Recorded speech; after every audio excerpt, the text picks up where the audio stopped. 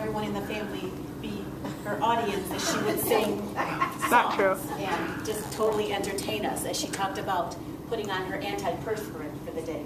See, I'm still talking about that, aren't I? So, anyway, she is a way more eloquent speaker than I am. So I did write down and take notes. And I wanted to start by saying, you know, with a lot that's going on right now in our world, we have a presidential election coming up, and grocery bills are high. It's really hard to get our kids to all of the sporting events that we have going on, and a lot of times we're the ones that are falling through the cracks in our lives.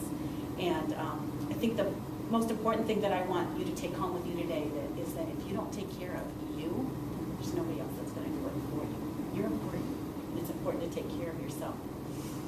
So if you take care of yourself, then your family's going to fall into line. They're going to get taken care of. You're going to have enough energy for your kids and your mate and your home to do the things in your home you need to be doing. And you're also going to have enough energy and knowledge and freedom at work. You're going to feel better when you get to work. I have a little bit of a kindred spirit with you guys, as Richard was saying. When my kids were little, I went to volunteer my 4 hours a week at their school, helping in the library, and a year later I became the librarian for the next 20 years. So I graduated from their school that they grew up in with my youngest daughter, who I will be mentioning forthwith. So I do want to say, before I start my story, that I'm a person that has had absolutely no self-discipline. I can't say no to anything. I love to eat. I love all the things that are naughty, but on the good side, I do love vegetables, and I've been trying things I haven't eaten since childhood, like Brussels sprouts. They're delicious. I've done on Pinterest. There's lots of recipes of good ways to cook. Amber's right. I probably had 6 or 7 recipes that my kids call me the one-trick pony. My daughter, who's married, cooks something new and fresh every day. She's out always shopping for new recipes and new ingredients to put in them. And so she's been inspiring to me. And they came over last night, and I made something I found on Pinterest, which was a shrimp dish that was very low in fat. And they made my husband crab legs because we're on the 17-day diet, and it's cyclical. And in cycle 3, you can eat shellfish and different things. So we just kind of had that little party, but it was very good. But I'm going to begin my story with when I was younger. I was very thin. I could eat anything I wanted, and I never had to take thought for what I put into my mouth. I ate like a guy. And I remember my mom saying to me one day, if you continue to eat like a man, it's going to catch up with you. How many of you know that when you're young, your parents know nothing? They have no idea what they're talking about. Well, my mom was right. And in my late 20s, early 30s, it started to catch up with me. So after a short career in modeling, in my late teens and early 20s, getting married and having kids, my eating habits didn't change, but my size began to change. In my early 30s, it was easy to drop all that weight after my first child. I think I only gained about 22 pounds with her. So I was doing pretty good. I was doing Richard Simmons' workout. He was encouraging me every day on the audio tape with her audio cassettes. Getting pregnant with my second child, you could not even tell that I was pregnant until I was about 6 months along. I remember going to visit Amber, and everybody was like, what do you mean you're pregnant? I was very tiny. You couldn't tell. One day I went into the doctor's office, and he said, honey, you have got to be eating. You are not gaining enough weight. Who knows that's the wrong thing to tell a pregnant person? So for the next 3 months, my last 3 months, I gained 12 to 13 pounds per month. Went in one day to visit the doctor, and he looked at the weight gain, and he was so sure that something was wrong with the scale or that the nurse hadn't weighed me properly, grabs me by the arm, yanks me to another scale, and sees that it was indeed a 13-pound weight gain after I hadn't really been gaining hardly anything. So doing that math at 3 times 3 months, I gained 46 pounds with my third baby. I was in my mid-30s. Well, at birth, I said to the doctor after pulling out a 6.5-pound baby, can you look again? There must be more.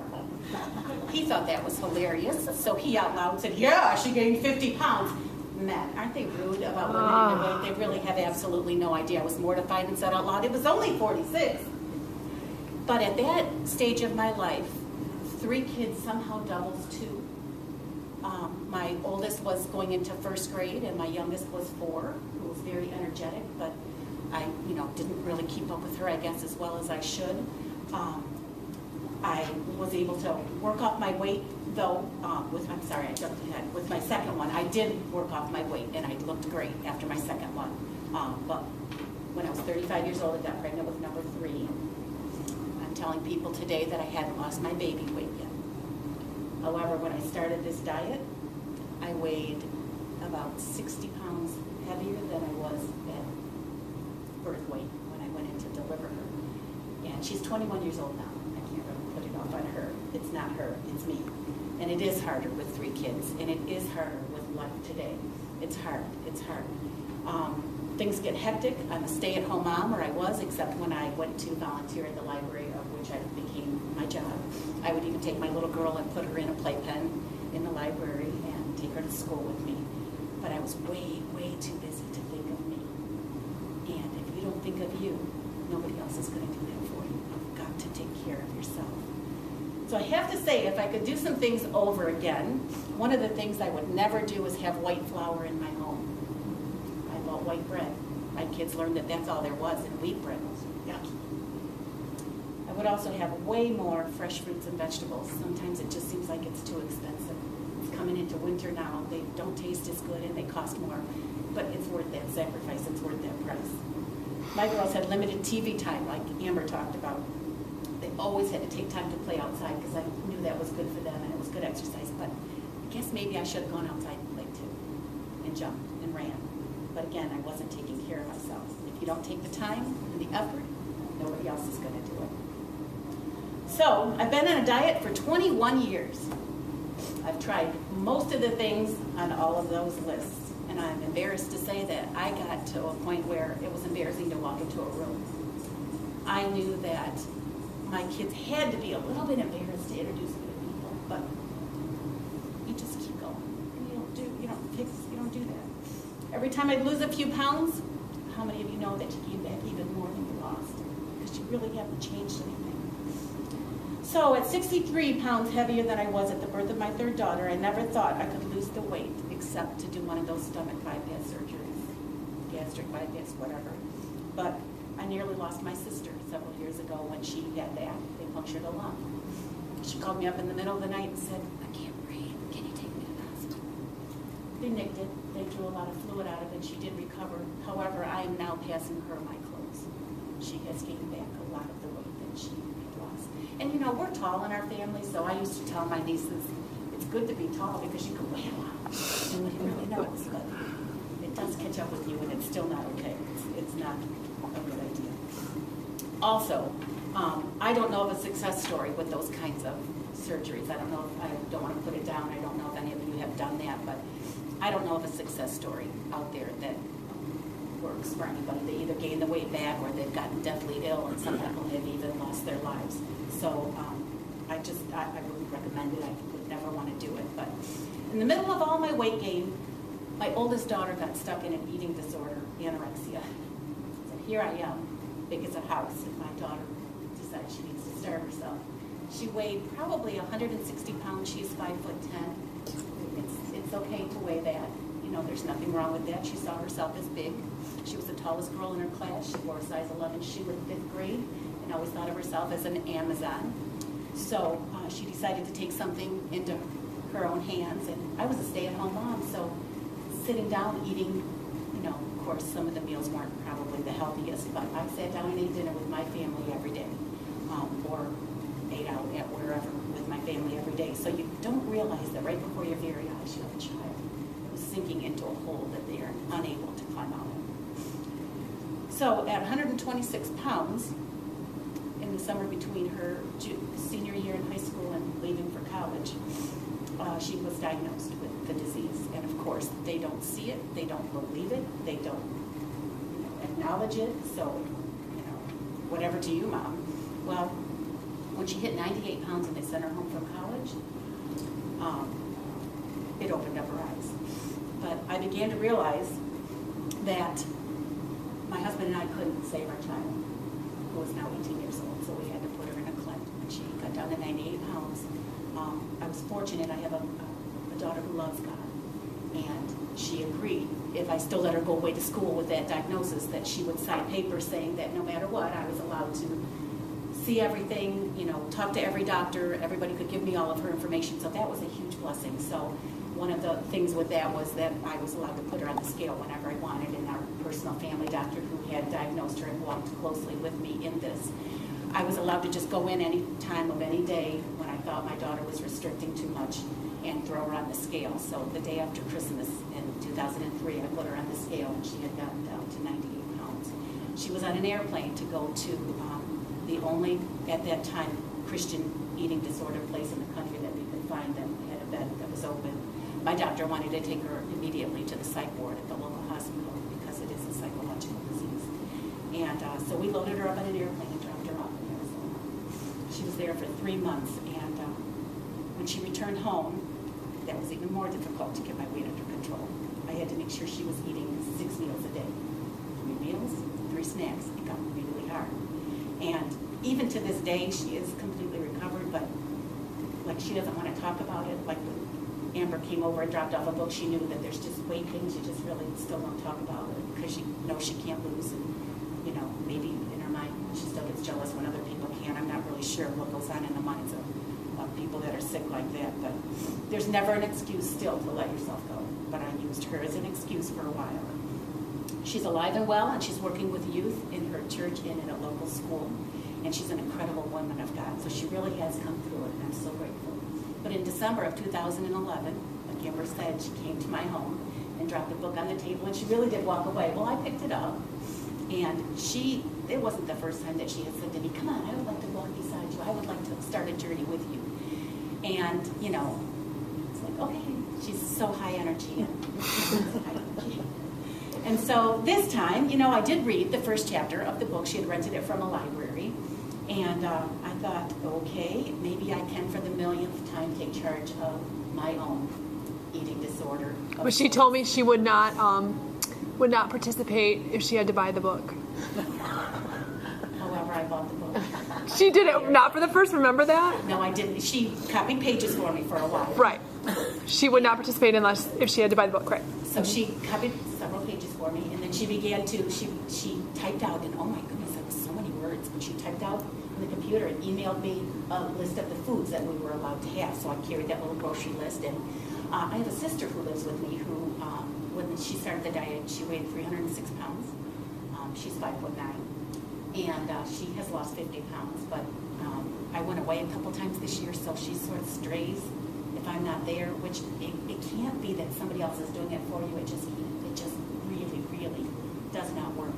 And so she has gained back probably 20 of the 50 that she's lost. And I asked her the other day, so have you gone off the diet? What are you doing? She's like, I haven't gone off, but she just has to take charge of her own destiny, make her own history by herself. And it is a journey, and it's every day. And I'm not going to lie, I still love chocolate. I still want to eat, but I'm learning that, to have a little bit of something is okay. And I'm not as hungry for things I shouldn't have as I once was. It is getting a lot easier. After Amber presented that, she doesn't maybe know this, but the next day I Googled the 17-day diet, and up popped a girl's blog, and it said the diary of a fat girl. Honestly, that's what got me motivated the most. It was a picture of a girl, and she had lost like 50 pounds, and she was just journaling what she was doing. And I thought, what, darn it, if she can do it, so can I. I can do this. I'm not going to journal it maybe on a computer, but I'm going to try it, and I'm going to make a go of it. So I think one of the things that helped me too was that I decided to start out by just losing 100 pounds this year. I'm hoping I make it. I'm at 71. I still have 2.5 months. It is getting way slower, but I'm learning the things that I need to change, and I did write some things down, like I need to probably kick up my workout. I have to say, when I started 70 pounds ago, I really couldn't exercise, and he didn't really push it so much in this diet, except it was kind of like, maybe you should walk 17 minutes a day on a 17-day diet or whatever, but I was so heavy, and it was so much weight on my ankles and my knees that I really didn't do anything for the first little while. But now I'm excited to do that and to work out. I do need to lose 130 pounds, and that's not to be a model anymore. That's just to be in the healthy range that I need to be in. My husband and I went on a little vacation in April, so that was about 4 months into the diet.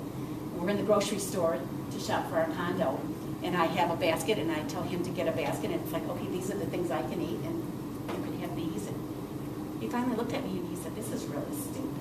I'll just do it with you for the week.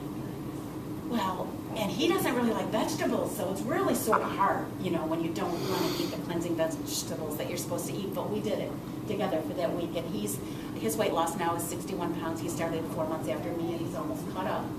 But fortunately, he strays a little more than I do, so I'm really glad for that. But the first 3 months, he would look at me and say things like, "You're so different. Is it the diet? Is it that you feel better about yourself? What are you doing that's changed?" And I have to say, I think I felt better about myself. But he noticed a complete personality change, which I guess is good. So I'm realizing now in this stage of my life that I am important. I do matter. My health is important. I can set an example for my kids and my peers by changing my lifestyle. I can eat healthier. I exercise 5 or 6 days a week. And I do feel so much better. But I have to say, I started out with Walk Away the Pounds with Leslie Sansom and Marching in Place in my home. And that was, you know, I love her. She's fun. She's doing, I have probably 8 of her things, so I shake that up and I work it out, and she does work different things, and I'm not promoting that or her, but I'm saying that worked for me when I could not do Taibo or some of the other things that, you know, Jillian, whatever. I could walk away the pounds. I could march in place, and I could stop and start when I needed to. I no longer climb stairs and get winded. Last year I couldn't even keep up with my husband when he walked our dog in the woods, and he was heavy too. And now he says to me, "I didn't know we were going on a race today," because it's hard for him to keep up with me. The roles are completely reversed. My doctor's been weaning me off of the 3 medications that I'm on. I'm on simvastatin for high cholesterol. I'm on metformin for type 2 diabetes, and I'm on micardis for high blood pressure. Next time I go to the doctor, which is next week, I'm believing that most of those will completely be gone. She's been cutting back and weaning me. But I just got back from a trip to Africa, South Africa last week. And I was on a mission trip to take young kids out of a squatter village and take them to camp. I was able to climb a mountain with them. Of course, there was, like Amber said, when she pulled Luke along in that race, there was a little girl who grabbed me by the arm and kept pulling me out the harder rocks to climb. And I think without her help, I probably wouldn't have made it, but it was about a team effort act. And we did that together. I couldn't have done that. I did the obstacle course with them. I was climbing up the rope walls and things like that. And I had a lot of fun. I think at 71 pounds heavier than I am right now, I probably couldn't have fit in the 70-hour or 30 hours that it took us to fly in the little tiny airplane seats. It would have been way, way more difficult. So fortunately, I could get up and move around and be free with all of that. And it was difficult to stay on a diet plan when you're at a camp with kids who are starving. So, you know, I couldn't really stay on it very well, but it was certainly portion control. They gave you a plate. You had one plate. You had no snack cupboard to go to. You had no cookies to find. There was nothing to hide in your suitcase when you were in Africa. So you got what you got, and you made do, and it was fine. But at 56 years old, I fit right in with the 50 kids that I went to camp with to minister to. And I can't wait to go again. And next year when I go in October, I believe I'll be the rest of the way down to that 130 pounds. So I'm here to tell you that there is hope. I have no self-discipline, and I found self-discipline. I don't want to bash any diets. Weight Watchers is great. I have a friend at church that has also lost 70 pounds, and she's done it that way. But I used to go weigh in at Weight Watchers and then go out to eat. And I would pay. I have 7 days to weigh again. So for 4 or 5 days, you fool around with it. And then the last 2 days, it's like, ooh, I better cut back so I lose that quarter of a pound or whatever. And my poor Weight Watcher teacher used to look at me and she said, "Is there something I'm doing wrong?" And I was like, "You're fabulous. You're so motivated." I just don't get that motivation going until later. But again, I had no self-discipline. And through God and through the help of a very inspiring, she is never not this low-key. She is always in high gear.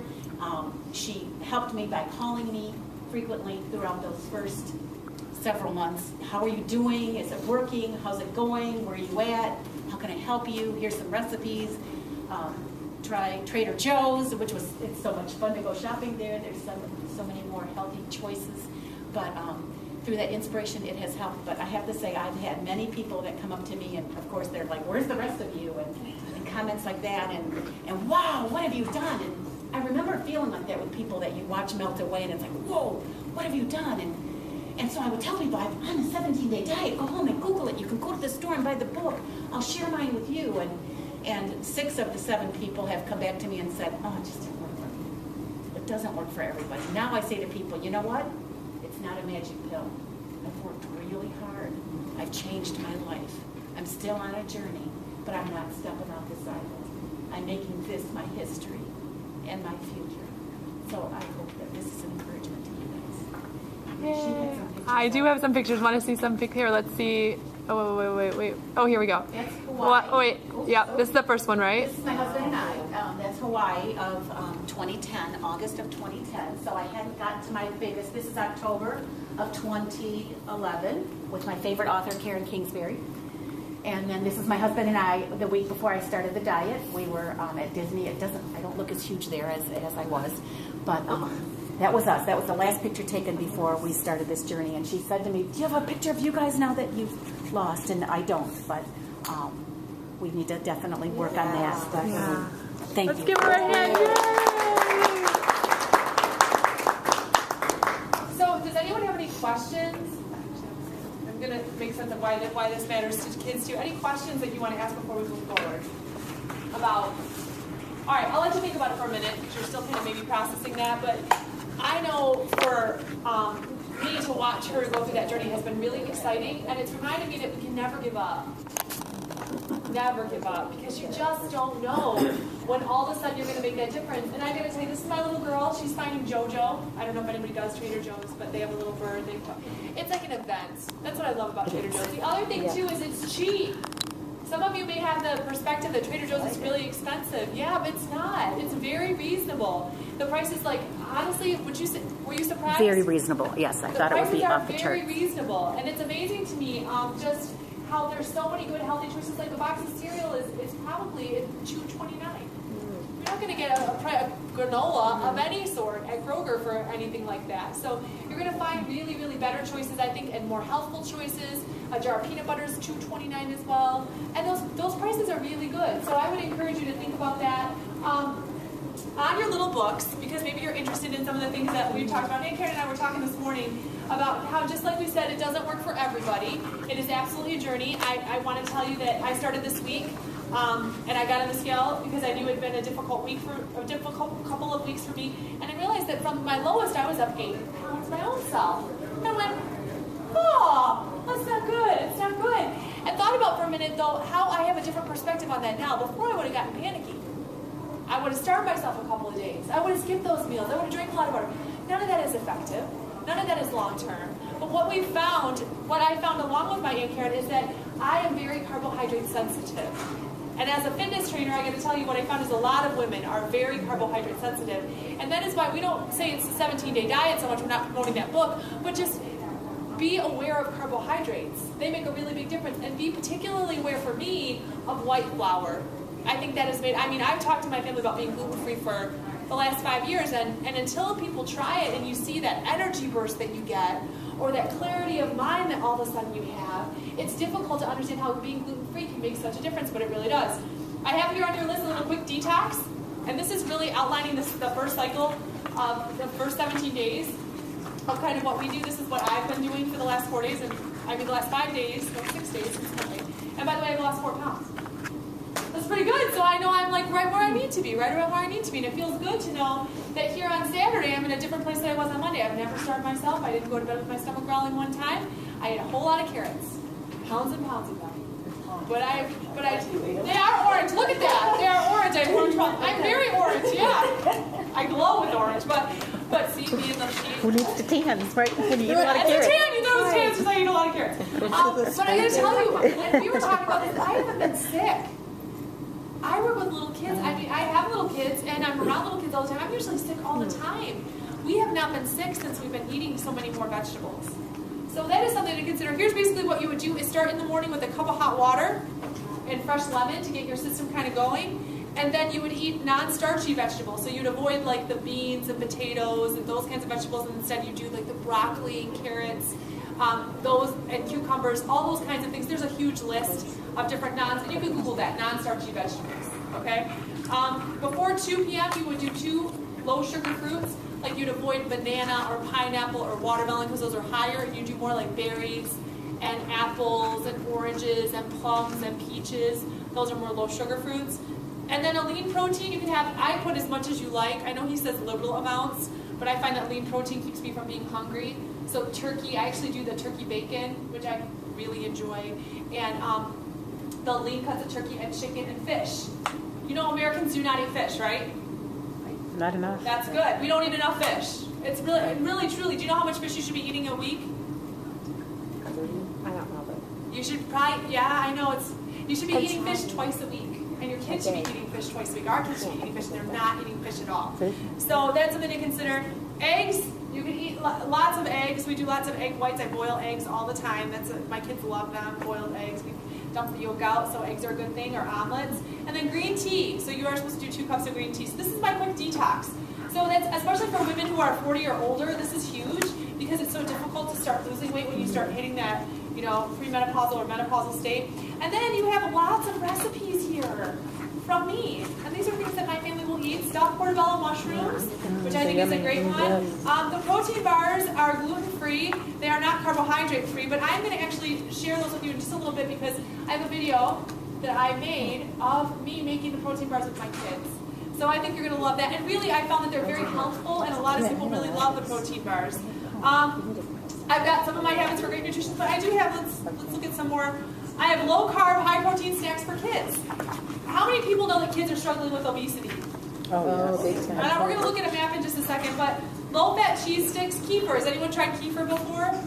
It's a probiotic yogurt, which is full of, you hate it, Karen? She's like, I love it. My kids love the strawberry and the pomegranate. But it's a drinkable yogurt if you like a fruit smoothie or whatever, and it's super high in protein, and it's super high in probiotics. Has anybody heard of probiotics?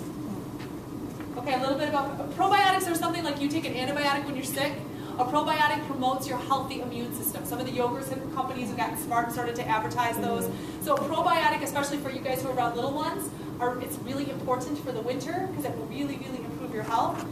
Apple slices with almond butter. Has anyone tried almond butter before? Almond butter, so good, you're right. Peanuts in the shell, tomato slices with mozzarella cheese, basil, and the extra virgin olive oil. That's just fantastic. All kinds of beef jerky, frozen Greek yogurt bars, fruit smoothies with protein, hard-boiled eggs with sea salt. This is just to give you some ideas, because sometimes families don't know what to feed their kids. They're really clueless, and you have to have a little one who's struggling with weight. Here are some of my healthy eating tips, which you could share with families. I would love that. I've got a recipe for a protein smoothie. And then I've got a recipe for making carbs healthy. How many of you I should have brought my can, use protein powder? Did you guys use protein? Okay, so you've learned to do that, right? That's a big deal. What you do is if you are going to include a carbohydrate, add a protein to the carb. And that's what you're going to see with my protein bars. When I make pancakes, it gets a scoop of whey powder in it. And what I basically do is whenever you have a flour or a mix that goes into anything, I start with either 1 or 2 scoops of protein powder first, and then layer my flour on top of that. And the reason I do it is because now when my kids are eating a pancake, and this is important, you have to know what carbohydrates do to your body. Do you guys know about They do. They do. What Sure tastes good. They taste awesome. They turn to sugar. And so maybe you say, I'm not a sweet person, I just like bread. Okay. So the problem is, bread is sweeter than chocolate. It is sweeter than chocolate. What happens in your body is you take a piece of bread in, and your body literally turns into sugar. And Karen and I were just talking about how, have you heard that different body types respond differently? So 17-day might work very well for you if you like bread a lot. I like bread and fruit a lot, a lot. So if you do it, it's very possible that this would be a very good thing for you. When that blood sugar spikes up in your body says, we gotta get that down, we gotta get that down, we gotta get that down. You're hungry, eat more stuff. Right. So have you ever been at a restaurant? Who has the best rolls?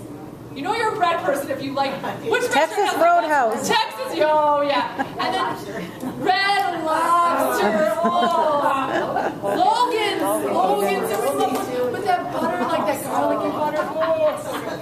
Okay, so have you ever noticed when you have a couple of those rolls, you're making everyone hungry. you're more hungry? Yeah, we got Or the Chinese restaurant. Have you ever had the sweet rolls at the Chinese restaurant when the butter's like, oh, see, I'm making myself salivate. Okay, so you have those. So the problem is you have that in your body. All of a sudden, your blood sugar spikes up, and you're more hungry. So you're trying to bring your blood sugar down, and you eat more carbs, and you just keep eating and eating. one of the first things you do, like a sumo wrestler, they tell them 2 things. Don't eat in the morning, which some of you are guilty of, right? Don't eat in the morning, and eat bread first. Right? Which we do a lot. Crackers. So I'll just have a little crackers and a little bag of pencils for lunch. That's all I need, right? I'll just have like a little tiny apple for breakfast. That's all I need. I don't need anything else. And really, the reality is that heavy meal, the heaviest meal for me is typically breakfast. I mean, I have a lot. A lot of times I'll have a protein smoothie and an omelet for breakfast. I'll have a lot of things in the morning for breakfast, and then lunch is my second biggest meal. And then by dinner, I'm trying to really cut it back, and I try to most times make it a lean protein and vegetables. A hot vegetable, we talk about this, we do hot and a cold. So you've got your salad, which is your cold, and your hot is maybe You don't miss broccoli. a potato. And you know, a little bit of butter or a little bit of extra virgin olive oil is not going to kill you. It's better for you to have some green beans with a little bit of butter on them, or have some broccoli with a little bit of extra virgin olive oil and some seasoning, than to go out and have like a huge mound of pasta. So that's something really to consider. So I actually, my chocolate chip cookies, when you have them in my house, they have protein in them. My pancakes have protein in them. So my kids, instead of having that pancake and telling me 2 minutes later they're hungry, they're full from that. The other thing I do is I throw flax. Anybody know about flax? I should put my flax too. Yeah, I put flax in the cookies, flax in the protein bars, flax in the pancakes, and they're just little tiny. They look almost a little nutty. What kind of flour do you use then? Like rice or? I use gluten-free. My favorite is called Namaste from the health food store, and I love Namaste. I've tried Tom Sawyer before. I've tried them all. Yeah, I've seen those. Right, but to me, the Namaste doesn't have any sugars. Okay. Some of the gluten-free flours are garbage. Yeah. They have more sugar than. They have more sugar, Yeah. but Namaste has no sugar. Okay, is it at Trader Joe's? No, I you buy have it to at get it- Better Health. Oh, you have Is to there get Better it Health by food? you? Yeah, the health food store, you can buy it online and it's cheaper, but I like the Better Health What's it stores because they're one of the called, cheapest. And they do, on Wednesdays and Saturdays, you get 15% off. Oh. Insider tip. Free box. Yeah. Yes. So look, I've got this down, right? I know this, I do this, right? So really, the thing about my kids though now is that they're underweight. So I've just had to and I went to the health food store recently. I said, to the guy who's my best friend at the health food store, I said, what's going on there? He goes, Amber, I can't tell you how many parents come in there and they put their kids on gluten-free and they're just skinny as rails. It's very common. I'm telling you, one of the things that's happening in our society to kids is white flour is making people heavy. And I've been starting to do a little bit of research about why that's occurring. And if you think about my son who appeared to have autism and then had this huge diet change and okay, think back to what your grandma told you. What did your grandma tell you that you had to eat and do? Did anybody's grandma say cod liver fish oil? Okay, that's good. Yep. You know why? Because we don't eat fish. And you need the omega-3s. Your heart needs that. Did your grandma tell you to eat broccoli and spinach? Why? What do we need the greens for? Iron. Yeah. What does the fiber do? There we go. Okay, so you have this colon, right? I should have brought my little body too. You have this colon, right? And it's all curled up in there like a big hose, right? So what does the colon do? It needs roughage to get stuff moving. So have you ever taken a piece of white bread and squished it? What happens? Or put it in water? What is it like? Glue. It's like glue. It's like so slimy, right? But if you think about broccoli or celery or carrots, when you break them apart, they're very fibrous. So they actually physically go into your colon and they pull all of the environmental toxins, you may not know this, out of your organs, and then it flushes from your body. So when we have kids that eat, do you know the latest research makes me want to cry? 90% of our kids under 5 are eating no green vegetables. 90%. I believe that. They said, the last research I saw, 40% are eating French fries every single day. French fries every single day. 40%. And most of them, they say, like now, every time I look, it's worse. 3 times a week, last time I looked, are preschoolers having some item from McDonald's. You should see what they get in their lunches. Oh, and like right. Lunchables. And what they get, right. And the things that, imagine what a Lunchable consists of. Right? Yes. Chemicals. At a conference I went to at the Kellogg Center in Nancy when I was an administrator in the program, there was her name was Zombie Probos, and I had a nutritionist stood up and she said, the whiter the bread, the quicker you're dead. And that kind of stuck with me. And that kind of relates to what you're saying, right? I mean, she was really passionate about it. And she had all these good strategies, but I'm remembering that piece. And I'm telling you, I thought the people who went to the health food store were fools. Nut jobs, right? Earth-loving weirdos, right? Who were throwing their money. We would laugh about, look at how stupid, be alive. And I'm like, I have the acidophilus and the probiotics is everything, you know, right? So I'm there with my little baggie, you know, and I've really changed. I've really had to embrace this totally new. My kids take 7 supplements every day. We do a fruit and vegetable supplement. We do the fish oil. We do a B12 supplement, because even with all this natural food, we're still not getting all these things into our body. So we take a lot of supplements on top of all the other things, all this healthy eating. Okay, so I want to show you why this should matter. I think I have to do it this way. Has anybody seen this before? The CBC. This is, I think this one, I don't know if this one is, this is the obesity map, and what you're going to see is a map, and it's going to change, and this is data that's being collected on a rate as a society of obesity, okay? So this is pretty compelling stuff, all right? Yeah, I think it probably is, Carol. Yeah. Okay, so here we have no data. This is 1986. 1986, the years are changing. The dark blue is 10 to 14% obesity. As the years change, watch what happens to the map. Yeah. We're up to 15 to 19% now. Michigan's following right along. Oh. Each year things are changing. Okay. Now we have a new category, yellow. What's 20%. 20% obesity, right? We now have another color, 25%. Okay? Greater than 25%. And another color, 30%. Wow. And I've seen the 2011 map. There's no blue left. Everything is either the orange or the dark yellow. But I didn't find an interactive version of that. What does that tell you? Where are we at? What about the kids in your classroom? What would you say about that? What about the things in their lunches? I mean, I wouldn't say any of them are obese because they're little. Okay. But they're definitely not eating. But they're You know the kids who are eating good are the Indian kids. Oh my gosh. Does anybody... I mean, really, yeah. Now we're in Oakland It's County. true. Does anybody go to Randazzo's? Anybody do that? Okay, there's one. I mean, I guess it's probably my area. There's a Randazzo supermarket. It's one of the cheapest places to buy fruits and vegetables.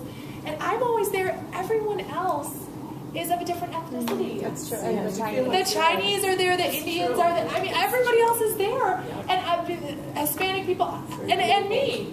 And I'm saying hello, hola, different languages going on. I am. And I'm thinking, oh my God, what about the American kids? What's going to happen to them? You know, what do we do? And it's really a prayer from my heart. God, what do we do about this? This is a big issue, and it's going to become a bigger and bigger issue as we go forward unless we take steps and we do something. Okay, so here's the other thing about it is, did you know, this is crazy stuff. This is John Medina. He's a neurologist, a brain research scientist. I really love brain research. And here is what he's saying. He says that exercise is like miracle grow for your brain. You may not realize this, but once you hit 21, your brain actually starts losing weight. So every year, your brain actually shrinks by about 1%, unless you do one thing, exercise. And they did a research study. This is fascinating. They got these rats, right, in a room. They got 4 rooms, okay? Here's our 4 rooms. Okay, so they got one room, and it's got toys.